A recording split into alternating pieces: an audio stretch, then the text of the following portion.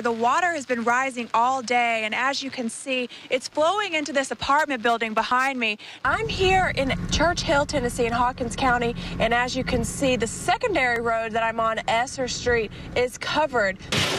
Voting doesn't look like this anymore, and there are many different options to casting your ballot. But another problem is going to be overnight. This slush is going to continue to freeze as temperatures drop, making it hard to drive on overnight and in the morning. Imagine living next to this. I'm Allison Nickel in Erwin, Tennessee. Coming up, I'll tell you what residents are saying who live near this sinkhole. In just 2 months, 1,200 callers called in one page for every person and every crisis. I'm told one driver tried to test the waters, then rescue crews were called in. Coming up tonight, I'll tell you how the local community is paying tribute to all of those who aren't a part of this memorial. Water has washed out the bay, destroying homes in its path. The rain finally came to a stop in Hampton, and residents forced out of their homes returned, but not for good. Laverne DeVoe and her neighbors were evacuated Tuesday here on Carl Smith Road. Now they're picking up what the floodwaters left behind. By the time I walked back in here, it had come up about 3 inches in my living room. DeVoe says she tried to get everything up off the ground before it was too late, but some items just aren't salvageable. Items like her family photos. She hopes they'll dry out. There's mud up under the bed. It come up, I guess, about 2 or 3 inches in the bathroom. But it wasn't just DeVoe's home that was hit. This trailer next door, they've already said it's destroyed. All the straps are broke under it. All the bricks has come out from under it.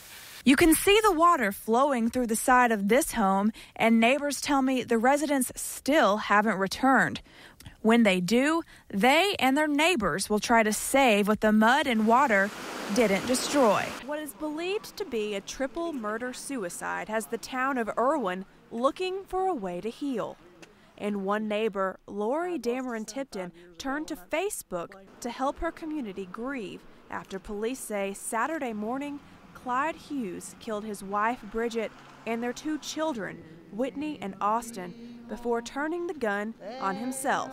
There's 2 families grieving here, and I felt that if we could show the people and Erwin could band together, we could show them what kind of good people we are here in Erwin. Dozens came together for a vigil here on Carolina Avenue, where the Hughes family lived.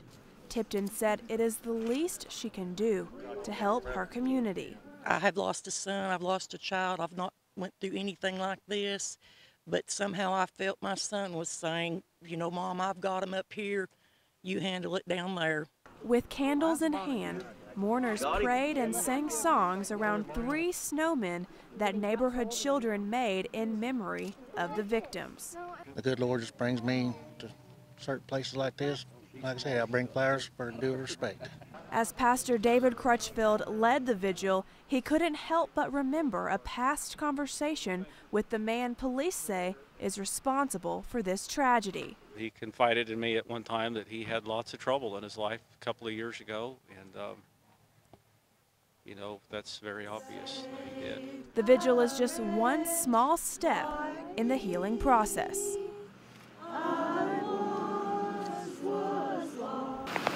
A soggy day 3 for the search of Harry Rosenberg. A dozen people searched for the 82-year-old missing Alzheimer's patient in Johnson County. But Mother Nature made that even more difficult. The weather today, we have to cross a lot of streams up in the mountainous area, and they are roaring pretty heavy today with all this rainfall we've had. Roads like this are getting washed out, and crews tell me it makes it harder to get to some areas. And some areas are just inaccessible. A 5-mile radius around Laurel Bloomery, where Rosenberg lives, has been searched, but crews are going back to double and triple check. Obviously, we would look for footprints, but with the weather, you know, that kind of, unless he's walking now in the mud, it'd be kind of hard to track. I learned Rosenberg loves to walk the trails, especially near his home. And it's kind of unlike him to leave the area, you know, here recently, but he has been known in years past to travel the mountain area that we're searching. The wet weather is also limiting the search time, something growing more precious by the minute. In Johnson County, Allison Nickel, News 5 WCYB.